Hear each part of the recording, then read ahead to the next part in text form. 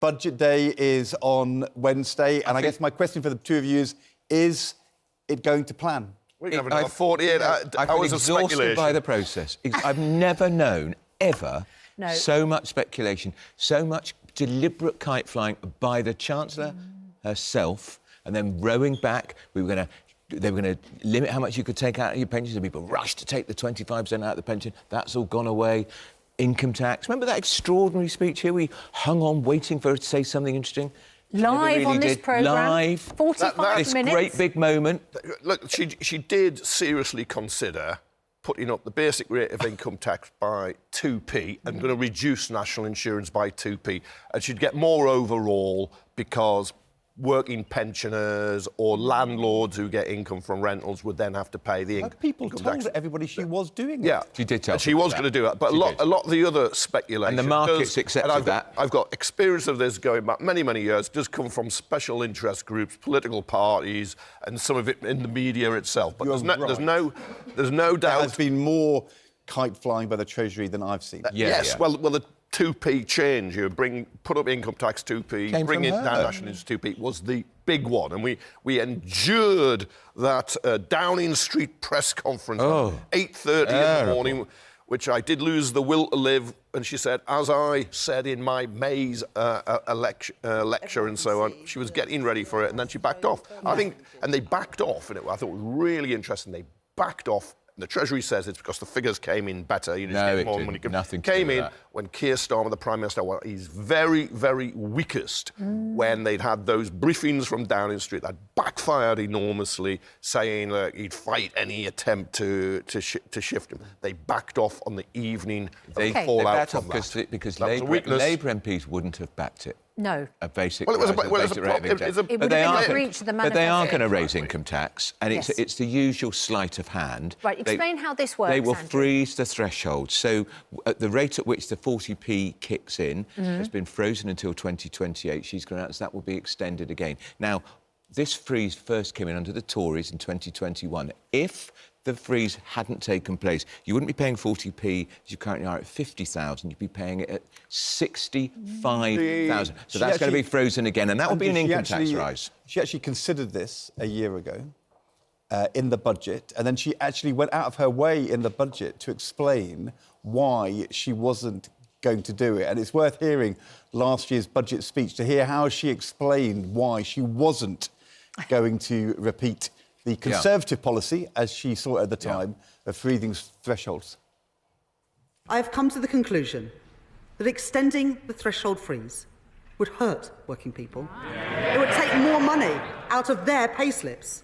I'm keeping every single promise on tax that I made in our manifesto. So there will be no extension of the freeze in income tax and national insurance thresholds beyond the decisions by the previous government. And the decisions of the previous government... Just to remind everybody, that was last year. Yeah, but the decision... This week, she's going to completely change her mind. The decisions of the previous government were to freeze, the Conservatives, to freeze them until 2028. So we're still living in their freeze period. She's going to extend that freeze. We think she's going to extend it to 2030. But we are... But just important context...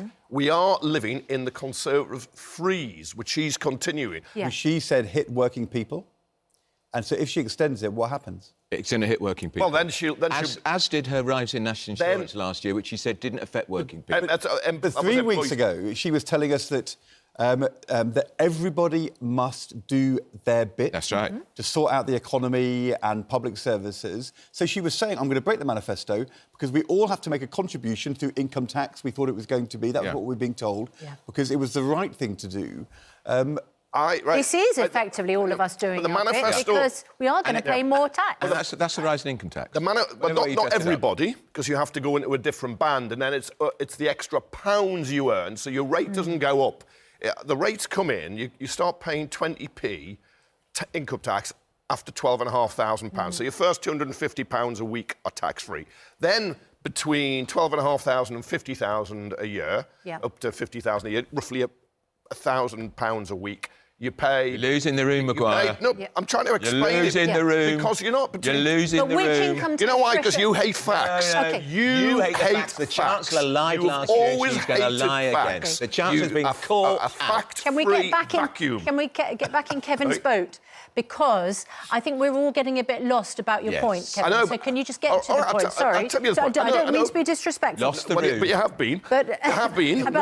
How many? Which thresholds are going to be frozen? You don't pay an extra higher rate. What happens is when you get more money... Yeah. But you keep telling us everyone's wages are going up. Kevin. Well, they are. So more people are going to be dragged into a different tax. Yes, because what happens if you earn... more people are going to pay more tax. If you earn £49,000, you're paying 20p. If you go to £51,000, you go up £1,000 over that 50,000 level. You then pay a 40p rate. That's right. But you don't pay. The basic rates haven't gone up. Now she's in the Tory freeze. She's going to extend it. Yeah. I wish she wasn't doing it. It's a stealth tax. I think I'll agree. We can agree on that. But it is a tax rise. It is for working people who are a bit above average earnings.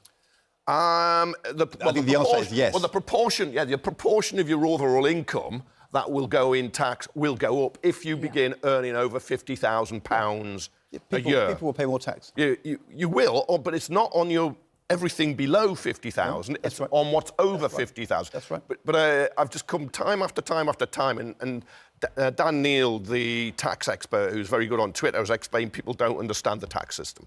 And that's why it's quite easy to do a political attack. Will know. I think people watching will know. Will not and I can say this a little bit more clearly than Kevin has attempted to. Last budget, she said she would not extend the thresholds again because it would be a hit on working people. Yes. This budget, she's going to do exactly the reverse. Yet again. Well, this is where she sticks to her manifesto commitment not to increase the rate, but she breaks the commitment on working people won't pay more. Yeah. I mean, that's the... So she sticks to one but breaks the other. And as we were reporting this morning, and it was the front page of the Sunday Times yesterday, it seems that she's going to spend £3 billion removing the cap George Osborne put into the welfare system on the number of children who can be supported. So if you're a low-income family in poverty at the moment, you only get support for 2 children, even if you've got 3, 4, 5, 6 kids. We know that poverty tends to be in families with more children. So she's going to freeze the thresholds and increase tax for people on just above middle incomes in order to pay for a rise in anti-poverty support for poorer families. Is that an argument she's going to win? It's going to be a very difficult argument, but she has to make it. Because if you ask people, do you think the government should lift kids out of poverty, they say yes. Then if you ask the question, do you believe in the 2-child benefit cap, which pushes about 600,000 kids into poverty, people also say yes. So you've got 2 contradictory public views, and you've got to make that argument. A lot of people will say, actually, why is the taxpayer funding children that families can't afford? Well, you could say that... Why is the taxpayer doing that? Why can't they take responsibility themselves? Why should hard-working families... And also, of course, some of these families who will get this will be on benefits. So that's people on benefits getting a benefit which working families are going to have to pay for. Most of those kids in poverty that will be lifted out are in families with working parents. At least one working parent, but wages are low. And to counter the argument, if you can't afford kids, don't have them. All those people getting child benefit, well, they're being funded by taxpayers, aren't they? Which is the majority of people. So they're getting support, or they'll be getting free breakfast clubs. Child benefit is means tested, of course. Only at the top end. Yeah, exactly. At the top end. Because is it? Yeah, you got to pay a top rate. And of course, a year ago, the Chancellor said the country couldn't afford this.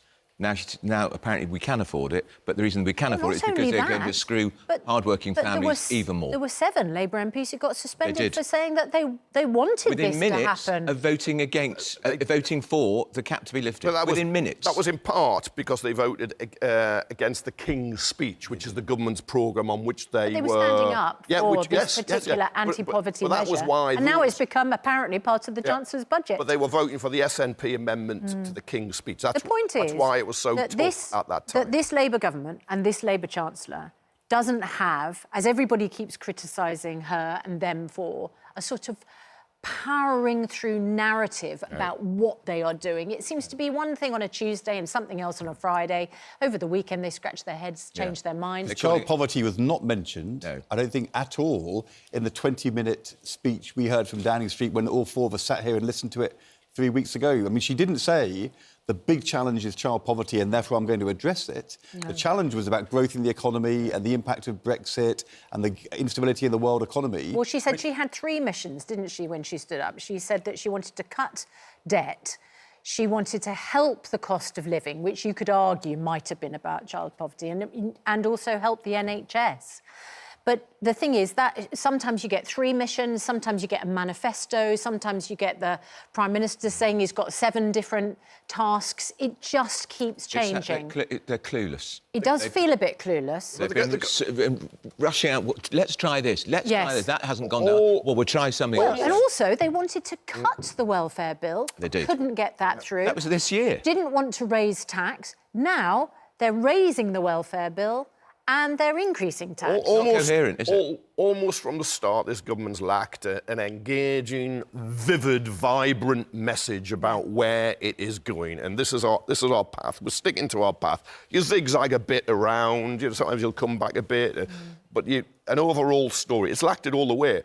But I've got to say, ending child poverty should be a moral mission. And it is also good for the country because those kids in poverty, their lives are blighted forever. They will not grow up to be super productive, engaged citizens like other kids. So you can make a moral case for it, but you can also make a very good economic case. We've got a Twitter poll on this, asking our viewers if they support that lifting of the cap on families claiming extra support if they have more than 2 children.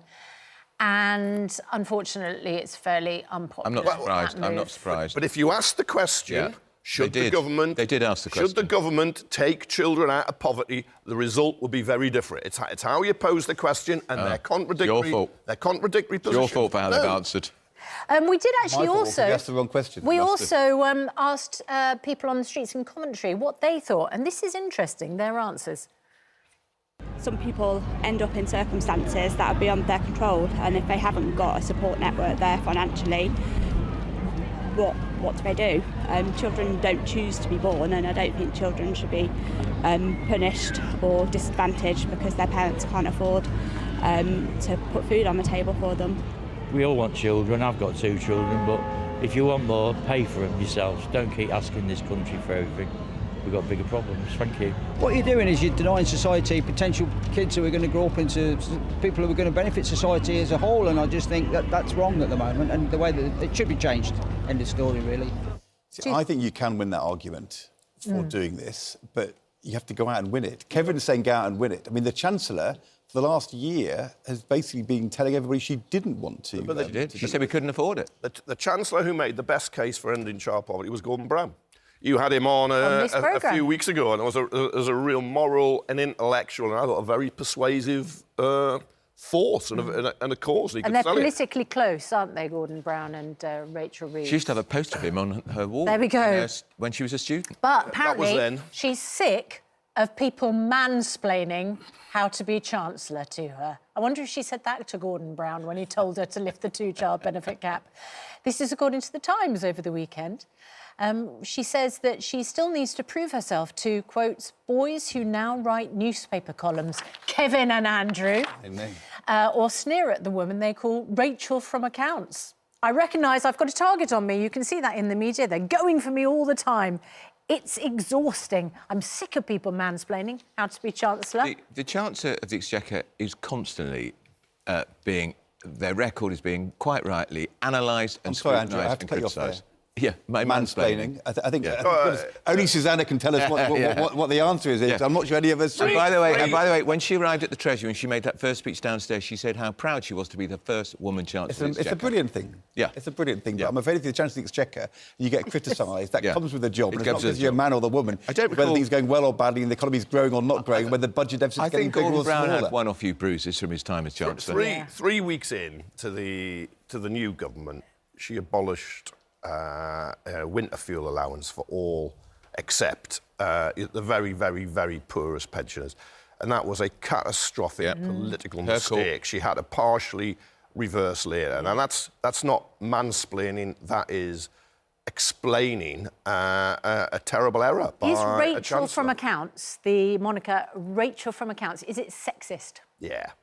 Yeah. Well, there we go. That's you what wouldn't she's say, complaining but she's about. right about that. But you can't say I've got to be shielded from all of the criticism. Yeah, but you know, if you say it, it's okay. But if Ed says it, it's not. If you ask a tricky question, it's okay. The inconsistencies in her CV, those criticisms would have been made whether she was a male chancellor or a female chancellor. But there's no Richard from Accounts equivalent. That's it, isn't it? I mean, there's two-tier Keir, never hear Keir. Yeah, but there's all the criticism there's a few the more boss that we gets. can't say. Yeah, but that's right. But the jobs that are normally demeaned, they're demeaned when they're being done by women. That's why I think Rachel from Accounts is sexist. It doesn't mean she can't be criticised for other reasons. Yeah. The reason she's under pressure is not because she's a woman. Because she's made a Heimlich of it. Or that she's made mistakes in a book she wrote about women. The reason she's under pressure is because the economy's not been growing, and she's having to now do things on tax, which is the opposite of what she said a year Reeves, ago. isn't she? She really is. Yeah, and she hasn't sold her pluses like the NHS. I want to talk about a personal bugbear of mine. And this is a story that Ed loves to mansplain to me on. This is littering. I've never ever mansplained to you. I've just told you tell me off for wanting a bin in which to put my litter. Yeah, but that's because you are you, not because you're a woman or a man. So wait until you hear this. Littering on UK roads is getting worse, according to a major new survey from the AA, and they should know. More than half of AA members said they noticed more rubbish on roads. It's apparently up by 52%. We have reported in recent days, including this morning, the shocking amount of fly tipping. We have Jonathan Swain out in Bristol this morning. Last week, Nithya was out in Oxfordshire at the River Cherwell. It's disgusting. Really What's happened to standards? Would you like me to explain what's going on to you? Yes, please. Being a man. Yeah, tell me. No, do you feel we've just come into some type of rift here on a Monday morning? No, only on rubbish. Are people only on rubbish? Because I rarely drive. What are people winding their windows down and throwing rubbish out the window? Yeah. Yes. That's terrible. Susanna says it will be solved by her having more bins outside of her home. Yes. But I'm not sure that will solve this problem. No, the AA said there should be more bins. They want larger and more visible bins at lay-bys and service stations. I think that's a good idea. Who could complain about that? No one. But it's not. But you go to a service station, what people do is they buy something to eat or drink, and then they seem to pull up at the next junction here if you're pulling off and there's lights, and they just chuck it out the window. I went on to an M25 junction, and I was first in the lights. I couldn't believe the number of coffee cups, cans, bottles. They take them home. Wrappers from takeaways. Take them home. Have a carrier bag in your car. Yeah. Put your rubbish in the carrier bag Yeah. and then chuck it away when you get to a bin. I do not understand how anyone in their right mind can wind down their window and chuck rubbish it's an out offence. of their You could have 3 carrier bags in window. your car if you wanted. You could have one for ordinary refuse, one for recycling. Recycling, one for food waste. Right, Absolutely They need right. somebody to study some CCTV because they'd be caught. I wish I was more Superman than Clark Kent. I'd like to get out my car, pick it up and chuck it back through the window. Lois. Right, on a separate topic, more Lois. I'm going to enable us all to be superheroes because Strictly's Shirley Ballas says that she almost died after choking on a fishbone moments before Strictly Come Dancing on Saturday night. It must have been fish and chips. But she survived, she says, because her amazing makeup artist, whose name is Jane Burstow, performed the Heimlich manoeuvre to dislodge the bone. Well done, Jane. Thank goodness we have Dr. Hillary here to teach us how to do the Heimlich manoeuvre. Ned, unfortunately, you're nearest, so I'm going to demonstrate on you. Do you want to Heimlich me?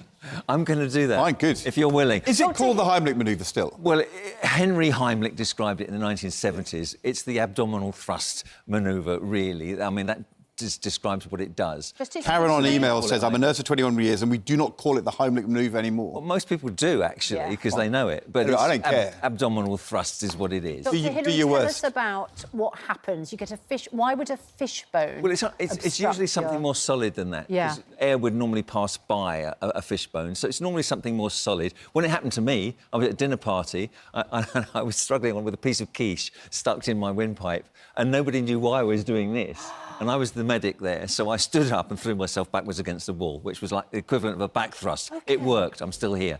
But normally, if someone is choking, they cannot breathe, they cannot cough, and they cannot speak. So I'm eating fish and chips or something? Yeah. And often this happens when you're talking to somebody at the table, and you're talking at the same time as breathing, and that's often when it happens. But when it's happened, someone's going pale, they're going blue, they can't breathe, they've got their hands like this. So what you're going to do is you're going to do 5 firm back thrusts, first of all, and they've got to be pretty firm between the shoulder blades. Go on, I can take it. You can take it? So they're going to be like that, Ed. I enjoyed that.